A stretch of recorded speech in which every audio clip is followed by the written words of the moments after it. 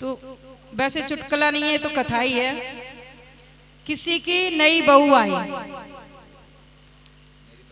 वो पहले से ही संस्कारी थी, उसने कुआरे पे ही नाम दान ले रखा था, तो संस्कारी थी, अच्छे घर की थी, संस्कारी बहू थी। एक दिन उसके मायके की तरफ का कोई बाबा जी आ गए, कभी पहले उन्होंने देखा होगा, आ गए द्वार पे आए भिक्षा मांगने, भिक्षा मांगी, वो लड़की भिक्षा लेकर के आई और बाबा जी को भिक्षा दी।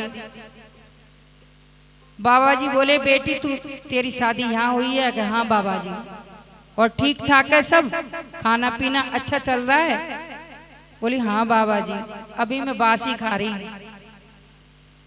उसके ससुर जी जो जाट भाई थे वो आंगन में बैठे थे बड़े से मूढ़े के ऊपर, वो सोच रहे हैं ये हमारी बहू कैसी है, हमारे घर में तो कुत्ता भी बासी नहीं खाता और हमारी बहू कहती है कि बासी खा रही हूँ, हमारे घर की बुराई कर रही है बहू हमारी। बाबा जी ने पूछा, बेटी तू कितने साल की हो गई? बाबा जी मैं 11 साल की हो गई। पिताजी और चिंता में पड़ गए, ये बहू हमारी है कैसी, कम से कम 25 साल की तो होगी, कह रही है 11 साल की हूँ, कैसी बातें करती है। फिर बाबा जी बोले, तेरी सास कितने साल की हो गई? कि बाबा जी माँ जी तो अभी 6 महीने की हुई हैं। अच्छा, और तेरे ससुर? कि वो तो अभी पैदा ही नहीं हुआ। ससुर जी सुन रहे हैं, कह रहे हैं हे भगवान ये बहू कैसी है मतवारी, जो मैं इतना हट्टा कट्टा सा बैठा हूं, कह रही है पैदा ही नहीं हुआ। बाबा जी चले गए, पिताजी ने आवाज लगा ली, बेटी नुन्ने आ, क्या कहते हरियाणा की, ओरे ने आ गई। हाँ पिताजी, तू मन ने न्यू बता, तू उस बाबा थे के बतरा रही थी? वही मेरे को आती नहीं हरियाणवी, कुछ उल्टा सीधा बोलूं तो आप सुधार कर लेना उसका।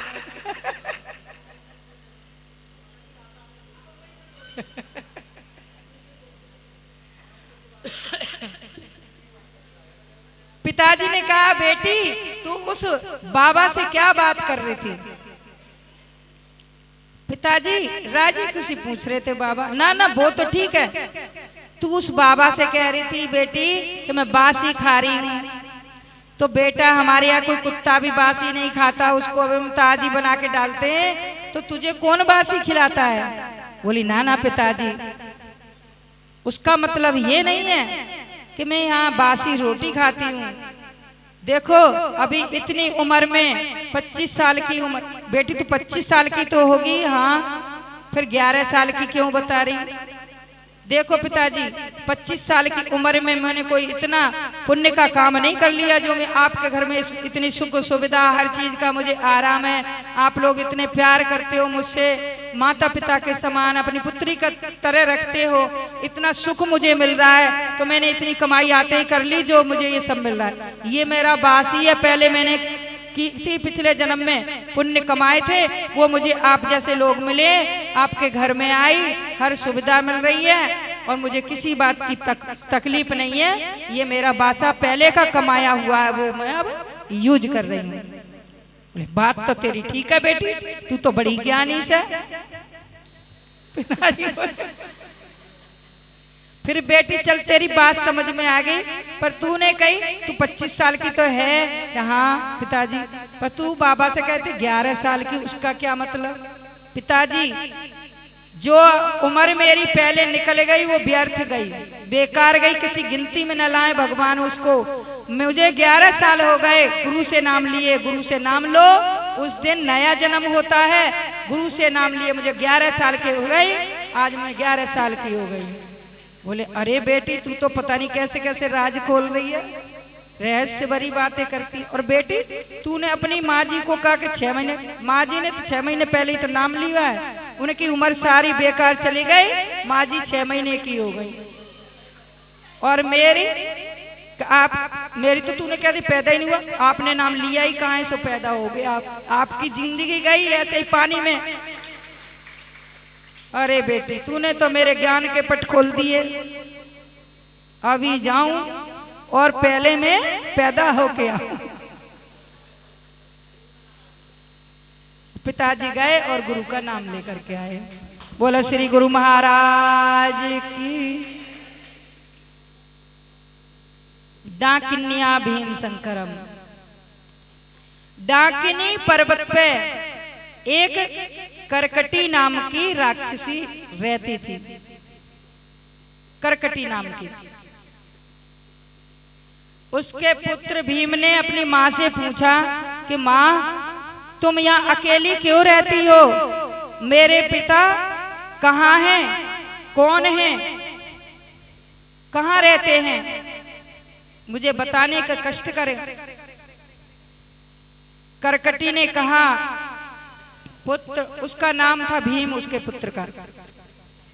साउंड वाले भैया अगर इस आवाज को सुन रहे हो दरबार में आए।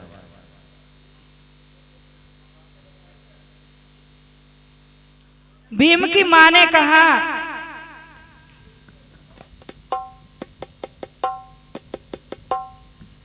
भीम की मां ने कहा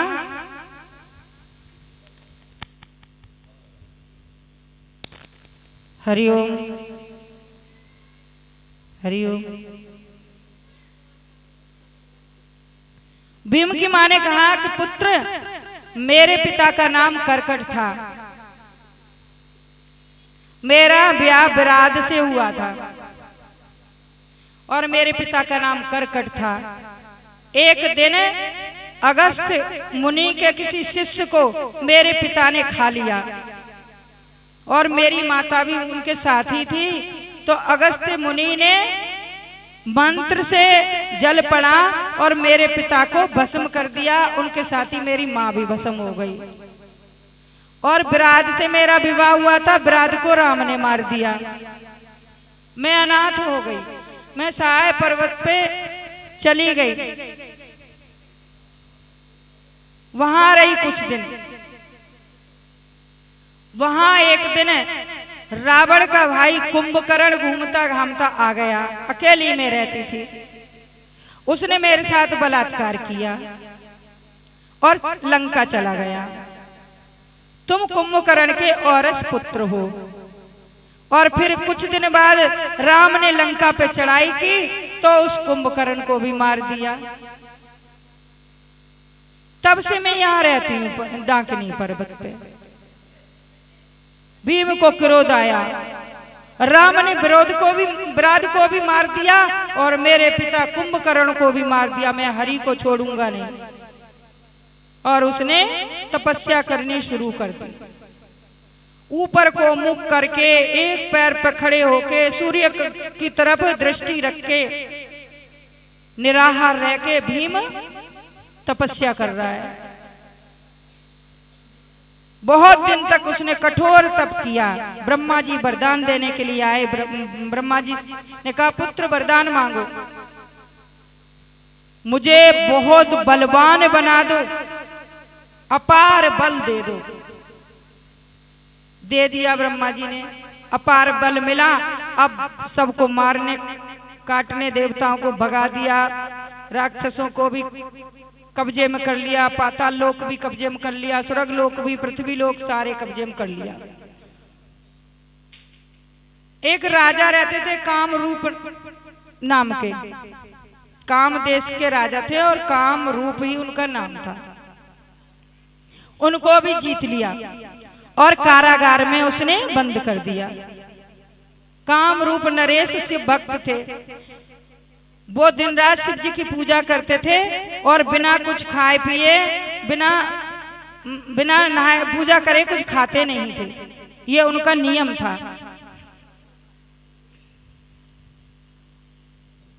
उन नरेश को भी उसने कारागार में बंद कर दिया। 6 महीने बाद उसने आकर के देखा। कारागार का निरीक्षण करते हैं सो करने आया। अब उसके जो कर्मचारी थे उनने बताया कि ये राजा जो है आपने बंद कर रखा है ये रोजाना कुछ पूजा करता है। भीम तो क्रोध में आया और राजा को शिवलिंग की पूजा शिवार्चन करते हुए देखा। पार्थिव लिंग बना रखी थी उन्हें मिट्टी की, उसी की पूजा करते थे। आकर के बोला तू ये क्या कर रहा है? राजा ने कहा मैं अपने आराध्य शिव की पूजा करता हूं। इसकी पूजा क्यों करता है? इसकी पूजा मत कर, ये मेरे आराध्य हैं, मैं इनकी पूजा करूंगा। शिव की पूजा करता है, ये क्या कर लेगा? इसको तो मेरे ताऊ रावण ने बंदी बना रखा था। भीम ने कहा तू हट यहां से, मैं देखता हूं इसको जिसकी तू पूजा कर रहा है। कामरूप नरेश ने कहा मैं नहीं हटूंगा, तू बलवान है, हटा दे। मैं नहीं हट सकता, मैं अपने आराध्य की पूजा कर रहा हूं, तू तो बहुत बलवान है, हटा दे मुझे। हटाने लगा तो बस शिव के भक्त को कोई हटा सकता है। उसने तलवार निकाली शिवलिंग पे जैसे चलाने के लिए, उसमें जो जहां कारागार था 4 द्वारों वाला बड़ा भव्य सुंदर मंदिर नीचे से प्रकट हो गया और उसमें दिव्य प्रकाश भगवान महेश्वर प्रकट हो गए। प्रकट होते ही उन्होंने अपने त्रिशूल से भीम शंकर का मस्तक काट दिया। जितने राक्षस थे वहां सबको मार दिया।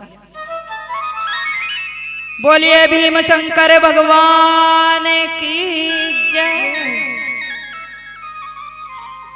सबको, सब भक्तों को भगवान भोलेनाथ ने बचा लिया। भक्तों ने स्तुति की, प्रार्थना की और कहा प्रभु आप इस रूप में यहाँ विराजमान होइए। मंदिर तो प्रकट हुआ ही था, भोलेनाथ भीम शंकर के नाम से उस मंदिर में विराजमान हुए। बोले भीमा शंकर भगवान की जय। सौराष्ट्रे सोमनाथम च श्रीशैलमल। 12 ज्योतिर्लिंगों का मैं वर्णन अच्छे से इसलिए कर रही हूँ, और कथा छूट जाए कोई बात नहीं, कथा तो छूटेंगी। पूरा शिव पुराण कहाँ कोई 7 दिन में सुना सकता है और कहाँ कोई। भीम शंकर सौराष्ट्रे सोमनाथम च श्रीशैल मल्लिकार्जुनम उज्जैन्या महाकालम ओमकार ममलेश्वरम परल्या वैद्यनाथम च डाकिन्या भीम शंकरम सेतु बंदे तु रामेशम।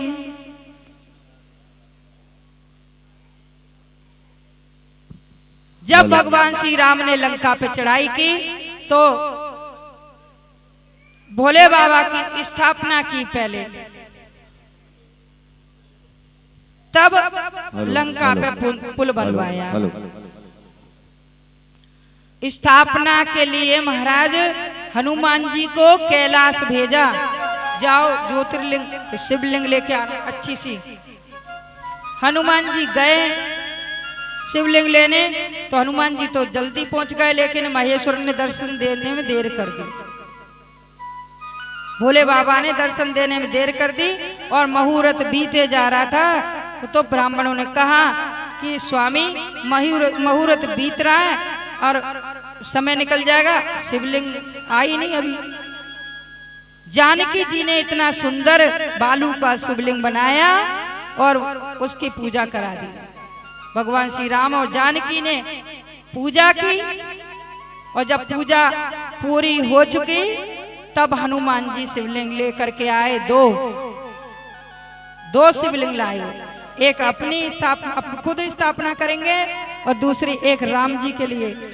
2 शिवलिंग लेकर के आए हनुमान जी, आकर के पधारे और शिवलिंग की जब तक स्थापना हो चुकी थी हनुमान जी को बहुत दुख हुआ।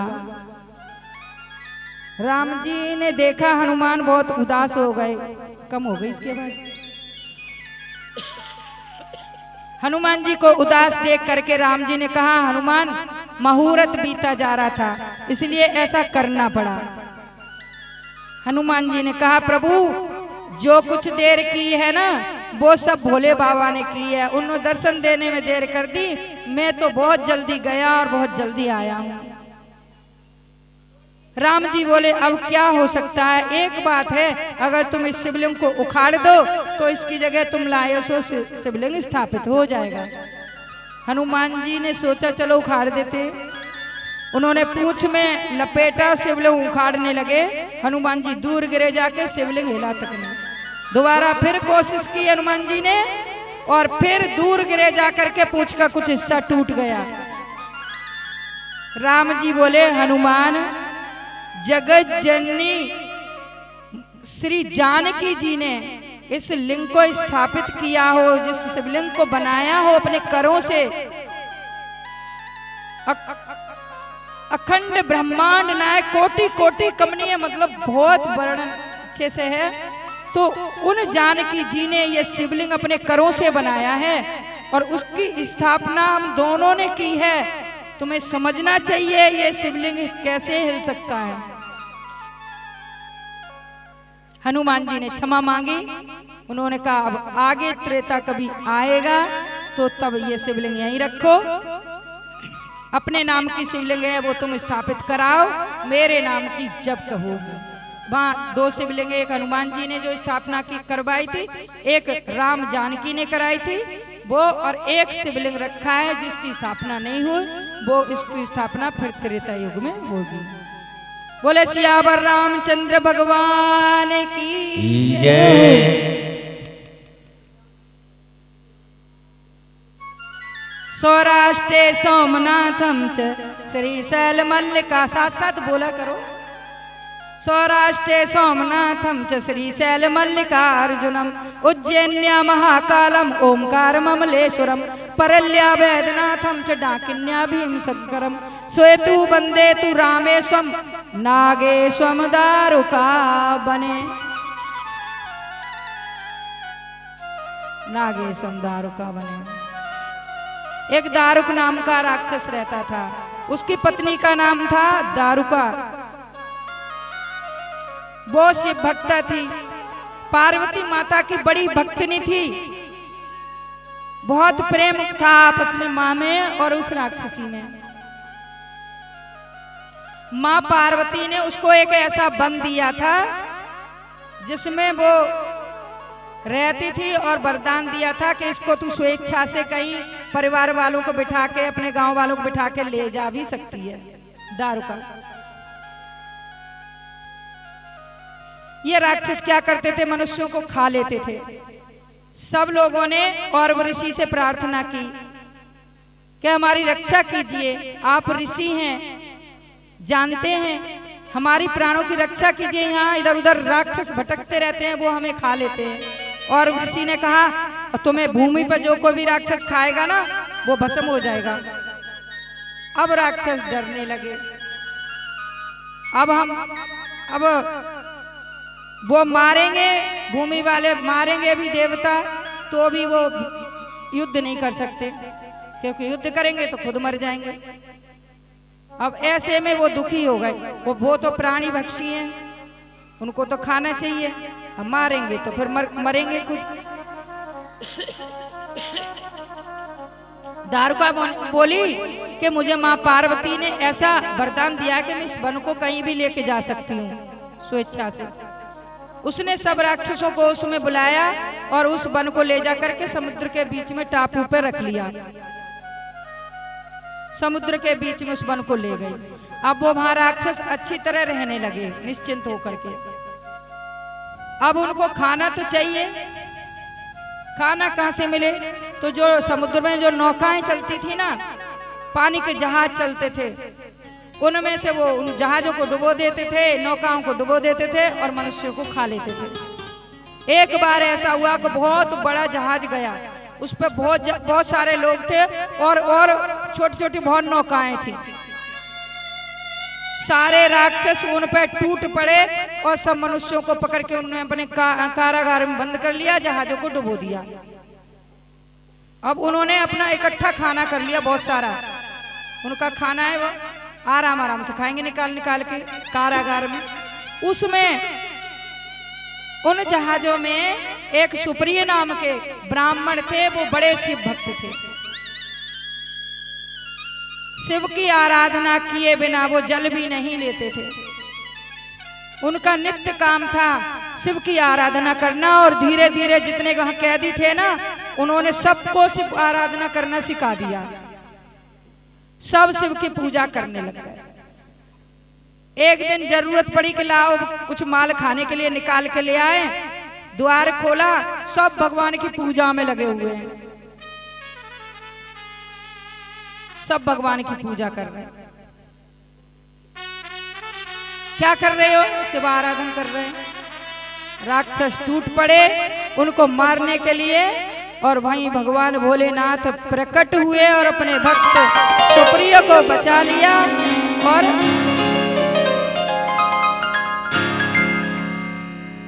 उनको मारने लगे। गढ़ भोले बाबा के उनको मारने लगे राक्षसों को। माता पार्वती की प्रार्थना कर रही थी, दारुका हमारे परिवार की रक्षा करो माँ, भोलेनाथ को रोको। माँ ने भोले बाबा को रोका और कहा कि अब इस वन में चारों वर्ण के लोग रहेंगे। राक्षसों को कहा कि तुम किसी को मारोगे तो तुम मर जाओ खुद ही। माँ पार्वती ने कहा कि ये जो आपने विधान बनाया है ना, चारों वर्ण के लोग, ये तुम्हारे कलयुग के अंत में रहेंगे, तब तक तो मेरी दारुका के इस परिवार के रहेंगे। भोलेनाथ ने कहा ठीक है, तुम्हारे दारुका के परिवार के रहेंगे तो मैं भी यहाँ ज्योतिर्लिंग के रूप में रहूंगा अपने भक्तों की रक्षा करने के लिए। और वहां भगवान भोलेनाथ विराजमान हो गए। दारुका बने, नागेश्वर दारुका बने, वाराणस्यातु विश्वेशम, वाराणसी में भगवान विश्वनाथ विराजमान है।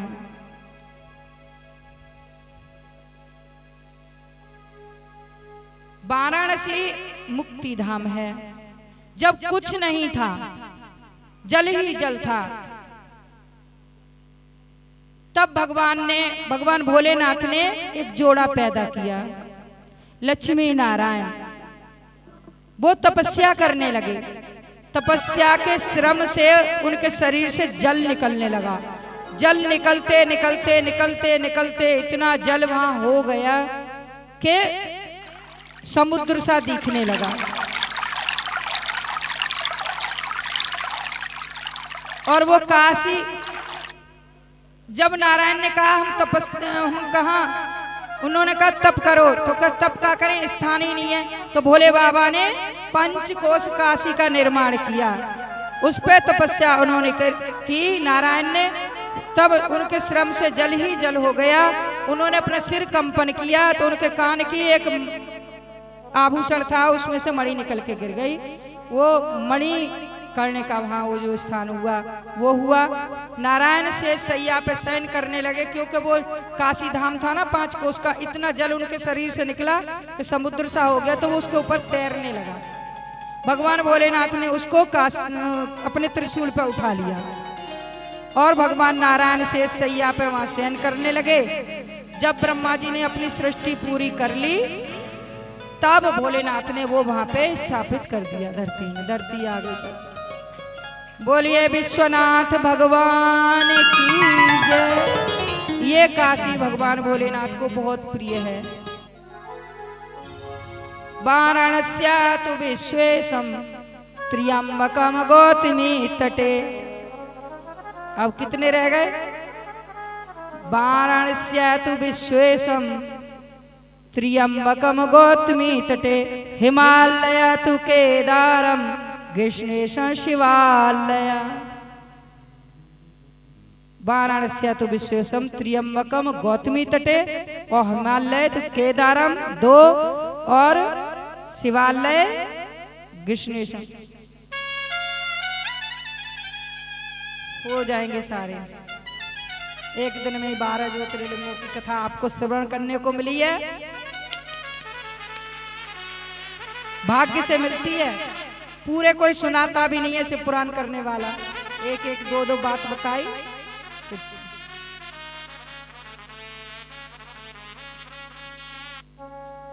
भगवान के भगत ऐसे ही भोलेनाथ के, और कब भोले बाबा कृपा कर दे पता नहीं चलता। एक भगत था नारायण का, भगवान श्री कृष्ण का।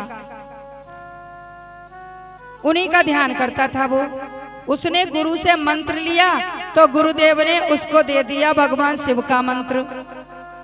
अब नारायण हृदय में बसे हुए हैं, मंत्र मिल गया शिव का। अब वो शिव शिव जपने लगा, गुरु की आज्ञा माननी है, शिव शिव जपने लगा। अब उसके ध्यान में नारायण की जगह शिव आने लगे महाराज।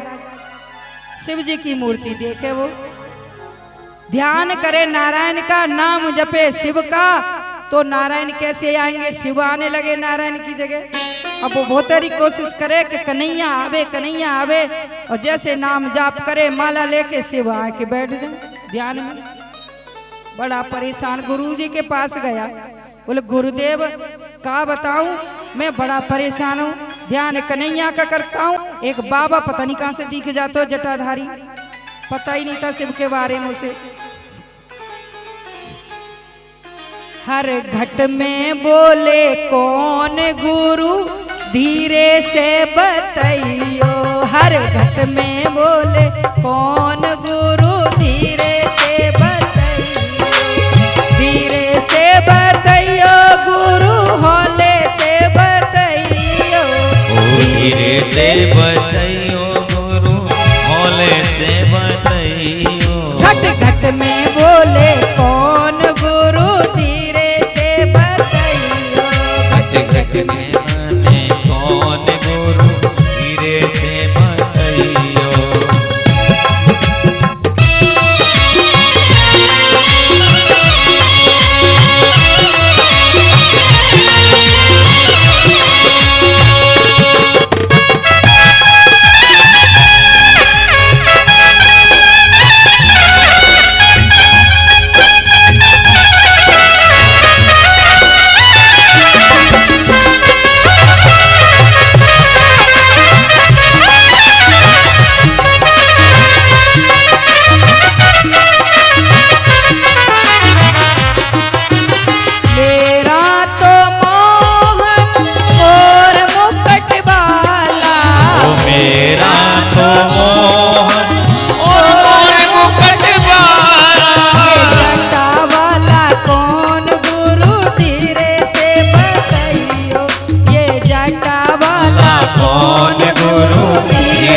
बताइयो।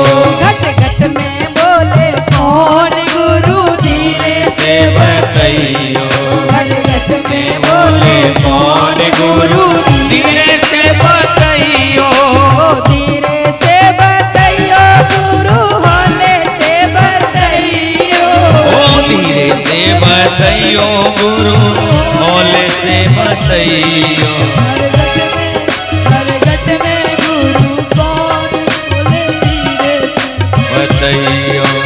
मेरा तो मोहन हारों वाला, मेरा तो मोहन हारों वाला। नागों वाला कौन गुरु, धीरे से बताइयो। ये नागों वाला कौन गुरु, धीरे से बताइयो।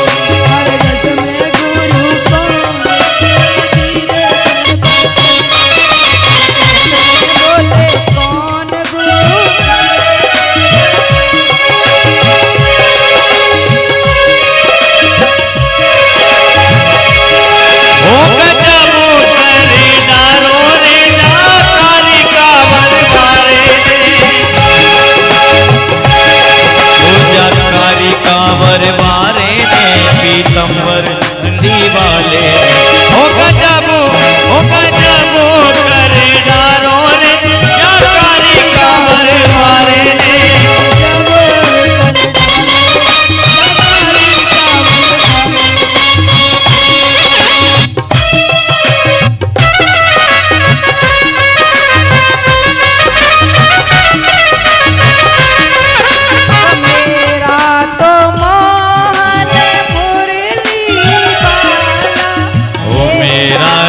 मोहन ओ मुरली वाला, डमरू वाला कौन गुरु, धीरे से बताइयो।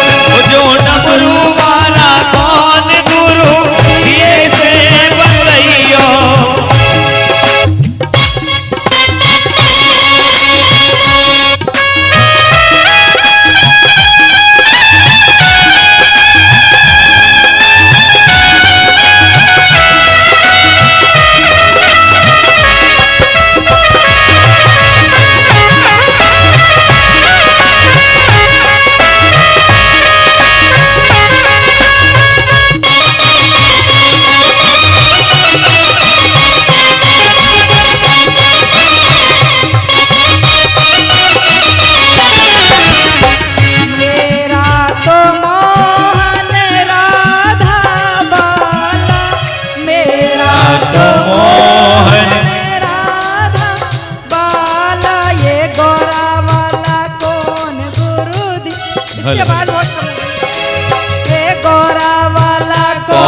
गुरु धीरे से बतैयो, ओ धीरे से बतैयो गुरु धीरे से बतैयो, घट में आने वाला गुरु धीरे से बतैयो।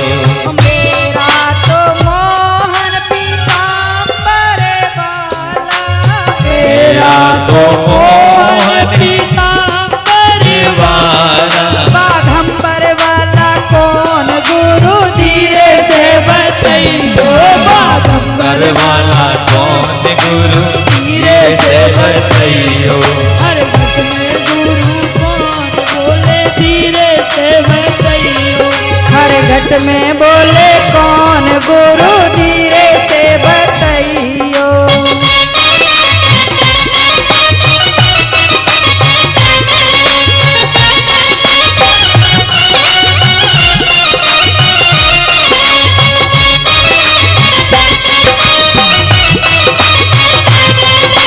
मेरा तो मोहन गौओं वाला, मेरा तो मोहन गौओं वाला, ये नंदी वाला कौन गुरु धीरे से बतैयो, ये नंदी वाला कौन गुरु कौन से बतैयो। हर घट में बोले कौन गुरु धीरे से बतैयो, घट में बोले कौन गुरु धीरे से बतैयो।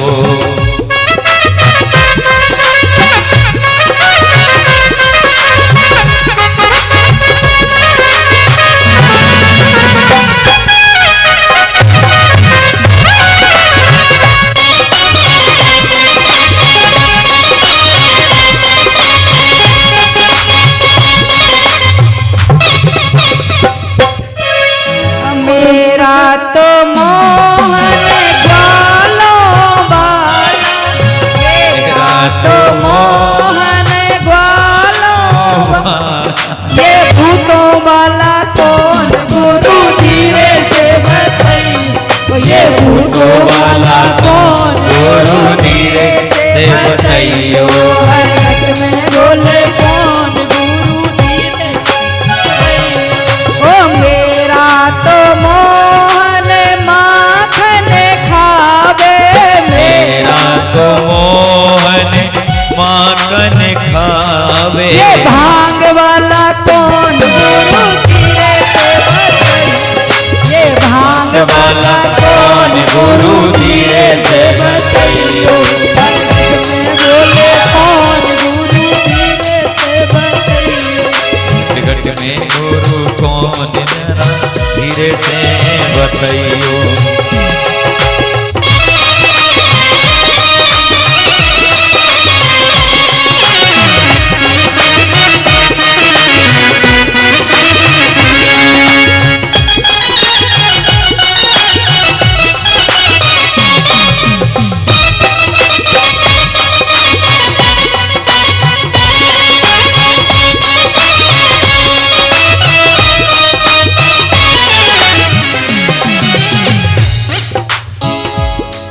अरे रोने जोने हो अब कथा के बाद बताते नहीं तो वो हमारे गुरु हैं, हमें उन्होंने उपाय बताया, आप हमारे सामने प्रकट हुए। बोलो क्या चाहिए? अपनी जटा में से गंगा दे दो बस, गोदावरी। उन्होंने कहा ठीक है, एक जटा नचोड़ दी। माँ गंगा पहले अपने रूप में प्रकट हुई और बोली इन्हें पवित्र करके मैं चली जाऊंगी। गौतम ऋषि ने हाथ जोड़े, कलयुग के अंत तक माँ यहीं विराजमान रहना। माँ ने कहा अर्ध कुंभ लगेगा, सब देवता यहाँ विराजमान होंगे तो मैं रहूंगी। कहा ठीक है। त्र्यंबकेश्वर में अर्ध कुंभ लगता है गोदावरी के वहाँ, और आप यहाँ त्र्यंबकेश्वर नाम से यहाँ विराजमान हो जाइए। त्र्यंबकेश्वर भगवान वहाँ विराजमान होंगे। बोलिए त्र्यंबकेश्वर भगवान की जय। वो ऋषि मुनि सब आए, उन्होंने अपनी क्षमा याचना की और सबने गंगा स्नान किया, सब पवित्र हुए।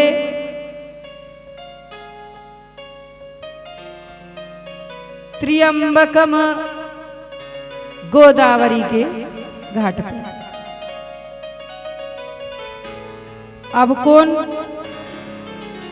सौराष्ट्रे सोमनाथम च श्रीशैल मल्लिकार्जुनम उज्जैन्या महाकालम ओमकार ममलेश्वरम परल्या वैद्यनाथम च डाकिन्या भीम शंकरम सेतु वंदे तु रामेशम नागेशम दारुकामणे वाराणस्या तु विश्वेशम त्र्यंबकम गौतमी तटे हिमालया तु केदारम कृष्णेश्वर शिवालय। जो दो रह गए।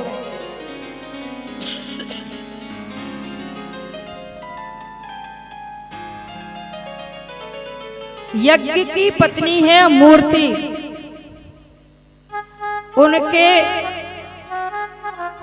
उनके यहाँ अवतार लिया नर नारायण ने और भद्र का आश्रम तपस्या करने चले गए। तपस्या करते रहे। वहां उन्होंने भगवान शिव ने उनको दर्शन दिए और वरदान मांगने को कहा। तो उन्होंने कहा आप हमारी पूजा के लिए यहाँ आप विराजमान हो जाइए। वो वहां विराजमान हो गए, वही केदारेश्वरम, और उन्होंने उनकी पूजा की। कुछ दिन बाद वहां पांडव आए घूमते हुए, जब वनवास कर रहे थे। तो पांडवों को उन्होंने एक भैंसे के रूप में भोले बाबा ने दर्शन दिए। बहुत महामहिष के रूप में भोले बाबा ने दर्शन दिए। भीम ने दौड़ करके पूंछ पकड़ ली और उन्होंने अपना सिर नीचा कर लिया। पीछे का भाग उठ गया, सिर नीचा हो गया। वो पृष्ठ भाग जो है वही केदारेशम, वही केदारनाथ हैं। सिर नीचा कर लिया। वो सिर नेपाल में प्रकट हुआ, वो पशुपति नाथ हुए। बोलिए केदार भगवान की। कुछ दिन बाद इंद्र ने वहां पूजा की। इंद्र को भगवान ने दर्शन दिए और वहां भव्य मंदिर वहां बन के तैयार हुआ। इंद्र रोजाना पूजा करने आते थे। सर्दियों का समय आया, इंद्र पूजा करने आए। उन्होंने देखा पूरा वहां पे हिम ही हिम, बर्फ ही बर्फ जमी हुई है। केदारनाथ भगवान के दर्शन नहीं हुए। इंद्र दुखी हुए।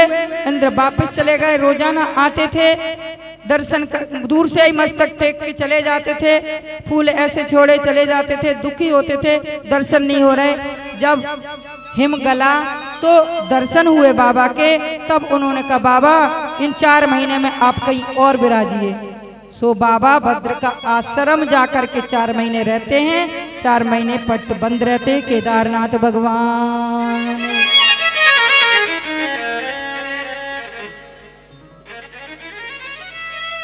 इंद्र को राक्षस परेशान करते थे बहुत।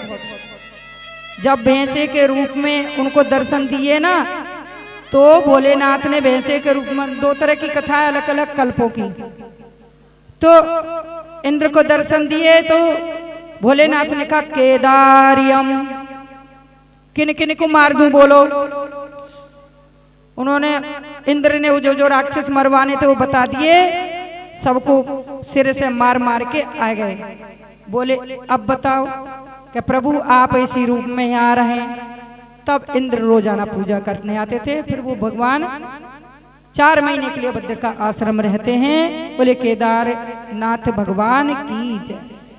2 कथा आपको केदारेश्वरम की कथा कही है, 2 सुनाई 2 कल्पों की। एक बार अभी जो जहां बद्रीनाथ है ना, बद्रीनाथ, वहां पहले केदारनाथ थे। एक बार माँ पार्वती के साथ भोलेनाथ भ्रमण कर रहे थे। तो वहां पे रास्ते में एक नीलमणि की तरह अति सुंदर बालक को देखा। माँ को दया आई, बोली कितना सुंदर बालक है, उठा लूं। भोले बाबा बोले ना, अकेला भूखा प्यासा रहेगा, उठा लेती हूं ना। स्वामी बालक है। अरे तुम नहीं जानती ये सबका पेट भरता है, इसका पेट कौन भरेगा, छूना मत इसको, बहुत चतुर बालक है ये। चतुर बालक है, छूना मत। नहीं नाथ, बालक है, कैसे छोड़ के चले जाए। माँ ने उठा लिया, वात्सल्य जागा, गले से लगा लिए और आ गए जहाँ बद्रीनाथ है, वहां पहले केदारनाथ। अपने सोने के सिंहासन पे बालक लिटा दिया आराम से, और अब वो आराम करने चलेगा। और सवेरे देखो चौतोरो भुज नारायण वहां पूरे लेटे हुए आराम से। बोलिए बद्री विशाल की जय। बोले बोले बाबा देखा देवी, हमने कहा था ना इसको उठाना मत, ये बालक बड़ा चतुर है और स्थान प्राप्त करके स्थान त्यागना इसके स्वभाव में नहीं है। अब हमें ही और कहीं घर बनाना पड़ेगा। तब से केदारनाथ वहां हो गए बद्रीनाथ। बोलिए बद्री विशाल की। अब एक भजन गा रहे थे भैया लोग, गा लेंगे। एक ज्योतिर्लिंग की कथा रहती है। ये सुरेंद्र भाई 101 रुपया भगवान महाशिव प्राण को अर्पण करते हैं। भगवान इनके भंडारे भरे रखें, खुश रखें। आया ठडेश्वरी कावड़, उसको खड़े ही रहते हैं लेके। महाराज रास्ते में उसका हो गया पेट खराब। उसने सबसे प्रार्थना की, भैया मेरी कावड़ थोड़ी सी साध लो, क्योंकि इस कावड़ को ना झुलाते नहीं है, कंधे पे ही रहती है ये।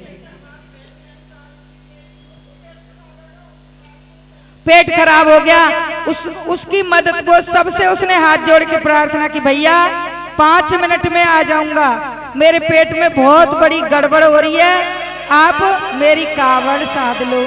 किसी ने ना साधी। हमारा भैया भोला, ये बहुत भोला है, ये मनोज भी कावड़ लाता है, अब भी लाया देखो। किसी ने उसकी कावड़ नहीं साधी, झुला सकता था नहीं बेचारा, तो उसके कपड़े खराब हो गए। अब जहाँ उनको कावड़ चढ़ानी थी जैसे तैसे वहां तक पहुंचे, मखरियां भिन भिन भिन भिन कर रही हैं और सब उसकी मजाक उड़ा रहे हैं, देखो इसकी कावड़ ही लेंगे सबसे पहले। भोले बाबा मजबूर है, किसी ने नहीं ली, क्या करे। हट हट दूर हट ऐसे करते हुए सब आ गए। अब मंदिर के द्वार पर सबसे पहले वही पहुंचा जहां उनको कावड़ चढ़ानी थी, लेकिन और भगत पीछे पीछे आ गए, उसको हटाते चले गए। हट पीछे चल, बदबू आ रही, मक्खियां लग रही हैं, यहाँ खड़ा है, धो धा तो ले पहले, तेरी कावड़ लेंगे भोले बाबा पहले। आके आगे खड़ा हो गया, हटाते हटाते उसको सबसे पीछे कर दिया, सारे भगत आगे लग गए महाराज। अब वो बेचारा मजबूर खड़ा, किसी से कुछ बोलता नहीं, किसी से कुछ कहता नहीं, किसी का बुरा नहीं मानता, खड़ा है। जो हटा देता है वो हट के उधर ही खड़ा हो जाता है। महाराज पट खुले हुए थे, लेकिन जल चढ़ाने का समय था। 3 बजे पुजारी ने पट खोल दिए थे और 4 बजे का समय था चढ़ाने का, और 2:30 बजे से वो हगा भगत वहां पर खड़ा था। उसको पीछे कर करके सबने बहुत पीछे कर दिया और लाइन बहुत लंबी लग गई, हगा भगत पीछे पहुंच गए। 4 बजे और पट बंद हो गए एकदम मंदिर के। आवाज आई मंदिर से, सबसे पहली कावड़ मेरे हगा भगत की चढ़ेगी, सब पीछे हटो, हगा भगत आगे आएगा। भगवान भाव देखते हैं, भाव। मैं कैसे कावड़ चढ़ाऊं रे भोले, भीड़ घनी मंदिर में। मैं कैसे कावड़ चढ़ाऊं रे भोले, भीड़ घनी मंदिर में। मंदिर में भोले मंदिर में, मंदिर में भोले मंदिर में। मैं कैसे कावड़ चढ़ाऊं रे भोले, भीड़ घनी मंदिर में, बड़ी मंदिर में। मैं कैसे कावड़ चढ़ाऊं रे भोले, भीड़ लगी मंदिर में। आवाज बढ़ाओ, आवाज। मंदिर में भोले मंदिर में, मंदिर में भोले मंदिर में।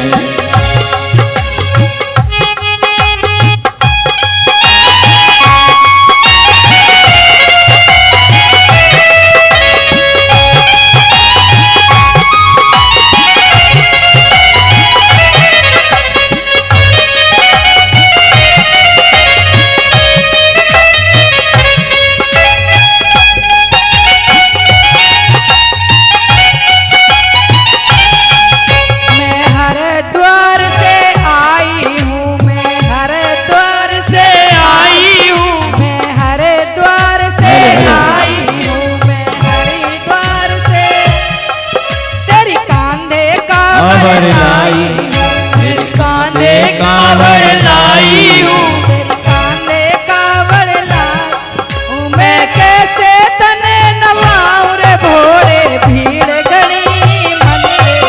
मैं कैसे तने नवाऊं रे भोले, भीड़ लगी मंदिर में। मैं कैसे कंवर चलाऊं रे भोले, भीड़ लगी मंदिर में।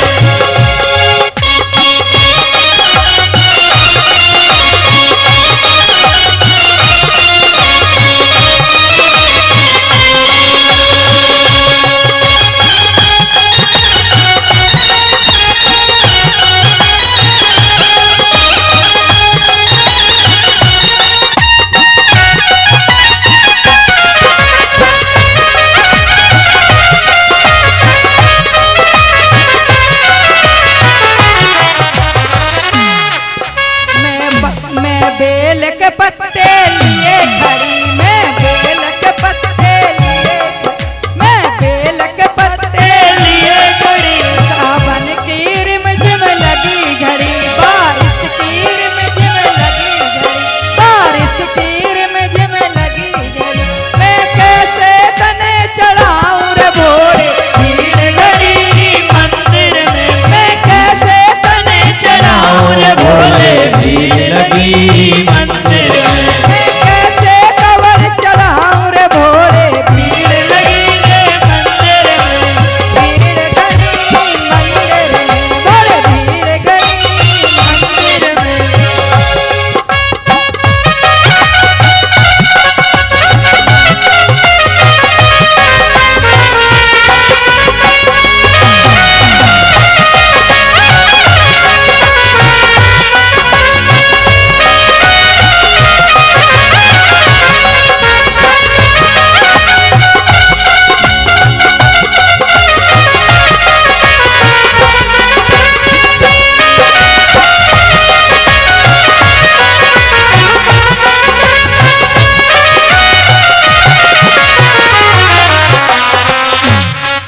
मैं भांग घोट कर ले आई, मैं भांग घोट कर ले आई। तू कर दे मेरी मन चाही, तू कर दे मेरी मन चाही। मैं कैसे तने पिलाऊं रे भोले, भीड़ लगी मंदिर में। मैं कैसे तने पिलाऊं रे भोले, भीड़ लगी मंदिर में। मंदिर में भोले मंदिर में, मंदिर में भोले मंदिर में। मंदिर में भोले मंदिर में। ओ मंदिर में भोले मंदिर में।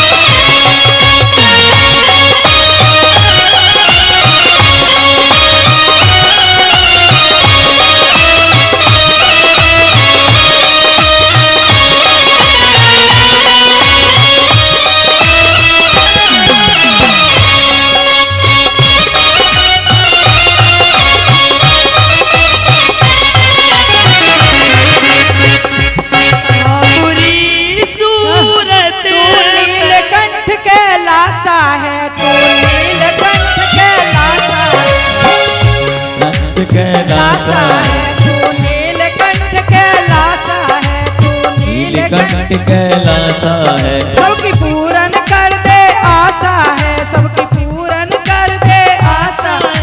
मैं कैसे तने मनाऊं रे भोले, भीड़ लगी मंदिर में। मैं कैसे तने मनाऊं रे भोले, भीड़ लगी मंदिर में। मैं मंदिर में भोले मंदिर में, मंदिर में भोले मंदिर में। मैं कैसे तने रिझाऊं रे भोले, भीड़ हेलो, हेलो। लगी मंदिर में। मैं कैसे तने रिझाऊं रे भोले। भीड़ लगी मंदिर में।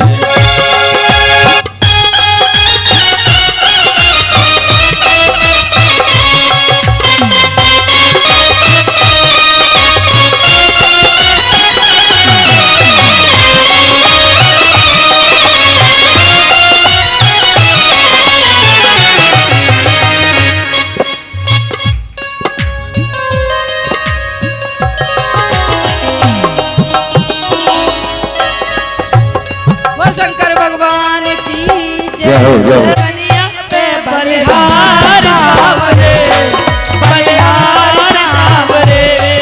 तेरी मंद मंद मुस्कनिया पे, तेरी मंद मंद मुस्कनिया पे बलिहार सावरे, बलिहार सावरे, बलिहार सावरे। बलिहार सामरे।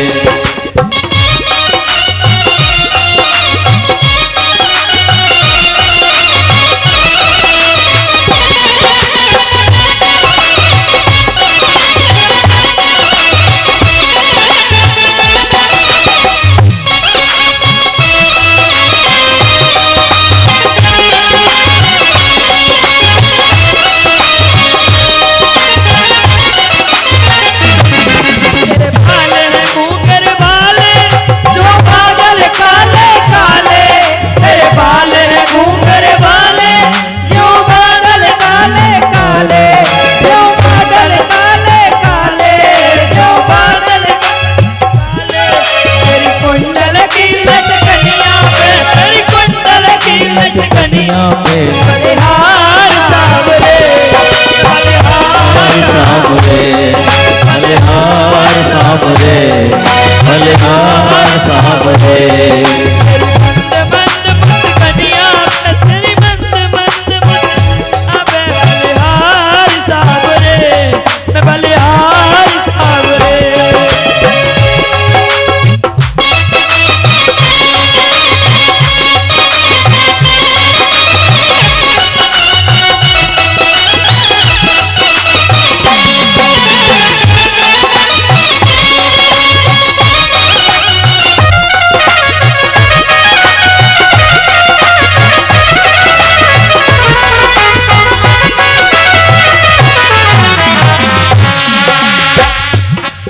तेरे नैन बड़े खजरारे, चौपट के कारे कारे।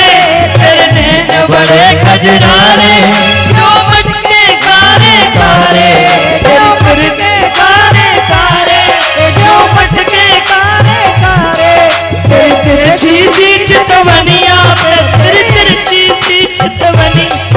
बलिहार सावरे, बलिहार सावरे। बलिहार मुस्कनिया पे, तेरी मंद मंद मुस्कनिया पे बलिहार सावरे, बलिहार सावरे, बलिहार सावरे, बलिहार सावरे।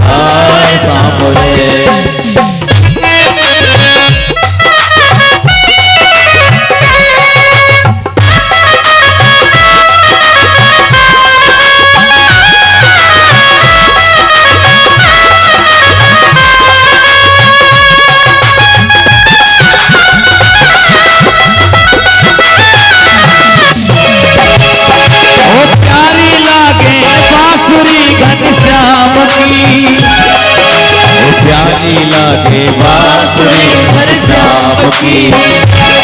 ओढ़ ली है चुंदर, ओढ़ ली है चुंदर मैंने मोहन नाम की। ओ प्यारी लागे बांसुरी घनश्याम की।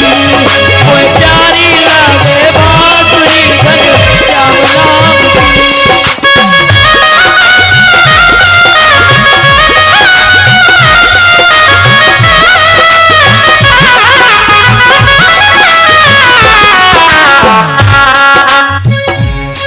तेरे संग में राधा प्यारी लगती है सबसे न्यारी। तेरे संग में राधा प्यारी लगती है सबसे न्यारी, लगती है सबसे न्यारी। ओ लगती है सबसे न्यारी। तेरी चुगल छवि पर मैं जाऊं, तेरी चुगल छवि पर मैं जाऊं बलिहार सामने, बलिहार सामने।